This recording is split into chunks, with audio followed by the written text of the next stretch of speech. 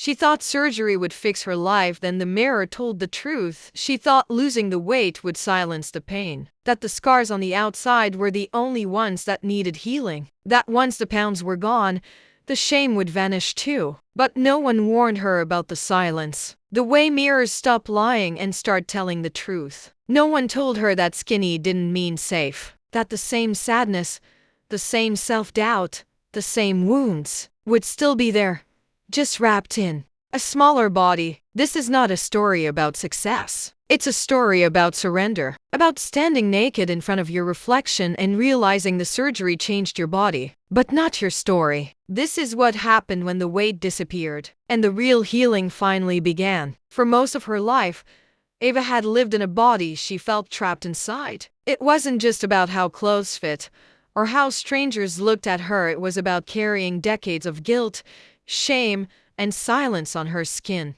She was the funny one, the loyal friend, the one with a great personality. Everyone loved her until it came to love. She had tried everything: diets, cleanses, fitness apps, cold showers, and motivational podcasts. But nothing stuck. Every failure was another layer of shame. And every time she lost 5 pounds, she gained 10 more, not just in weight, but in emotional exhaustion. So when a friend casually mentioned bariatric surgery and how it had changed her life, Ava felt something she hadn't felt in years: hope. She did her research, consultations, nutritionists, pre-op therapy. She followed every instruction to the letter. She was ready. This is it, she told herself. This is the reset I've been waiting for. And on the morning of her surgery, lying on the hospital bed with an 4 in her arm and tears in her eyes, she whispered, "Please let this fix me." She didn't know yet that the weight was never the real wound. The first few weeks post-surgery were both brutal and exhilarating. The physical pain was real: nausea, fatigue, dizziness. Her body was adjusting to its new shape, new rules, new limits. But underneath the discomfort was a quiet thrill. It was working. The scale dropped rapidly. Clothes began to hang loose. Her reflection started to shift. And the world responded. "Wow, you look amazing. You're glowing. Good for you, girl, finally doing it." Every compliment was like a drug, a hit of validation. She smiled. She posed for selfies.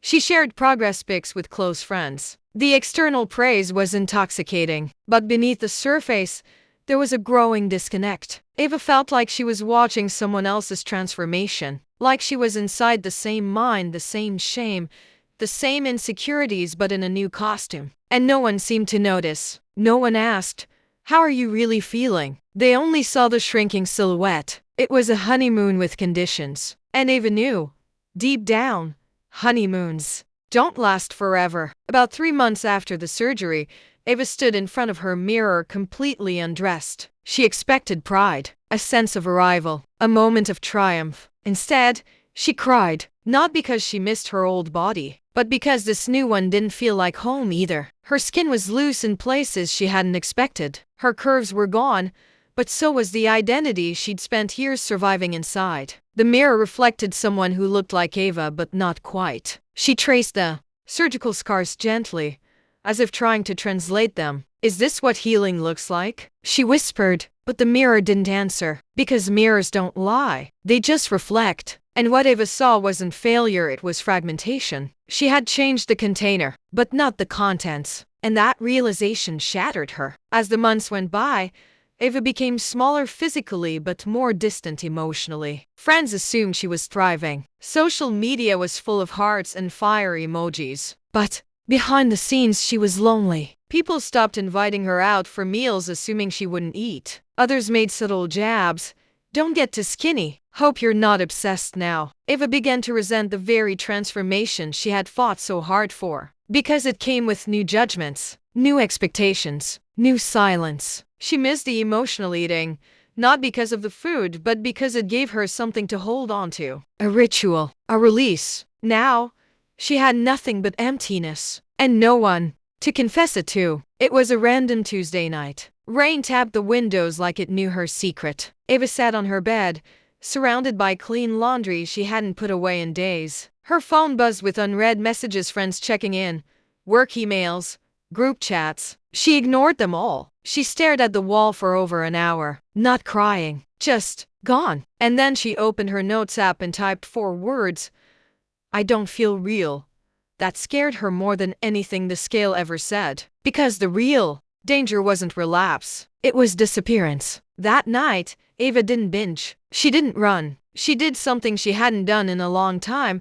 She called her therapist. In therapy, Ava stopped talking about food. Instead, she talked about loss. The loss of identity. The loss of comfort. The loss of a body that, while painful, had been familiar. She mourned things she thought she'd celebrate. She cried over the way people treated her now, not because it was worse, but because it was conditional. She felt like she'd earned her seat at the table, but only because she changed the way she looked. Her therapist said something that stuck: the body grieves too. Let yours grieve. So she did. She journaled. She painted. She sat in silence. She stopped forcing pride and let herself feel anger, confusion, and grief. And somewhere in that surrender, she found space to breathe. One afternoon, Ava put on an old dress from her heavier days. Not to wear it out, just to see. It swallowed her frame.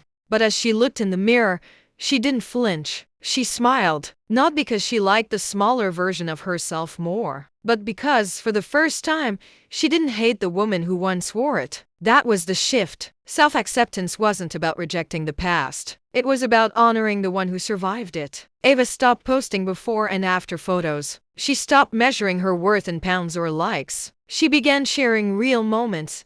The day she said no to people pleasing. The night she went to dinner alone and ordered exactly what she wanted. The morning she danced in her kitchen in pajamas just because she could. Beauty became less about mirrors and more about moments. Less about validation, more about vibrancy. And people noticed not because she was thinner, but because she was finally there. Ava started mentoring other women, considering surgery not as a coach, but as a companion. She told the truth, the messy version, the version no one puts on a brochure. And every time she shared, her shame loosened. Because healing isn't selfish, it's contagious. She wasn't just rebuilding herself, she was becoming the person she once needed. And that was powerful. Today, Ava still has days when the mirror feels unkind, when the old voices return, whispering lies. But now, she knows how to answer them.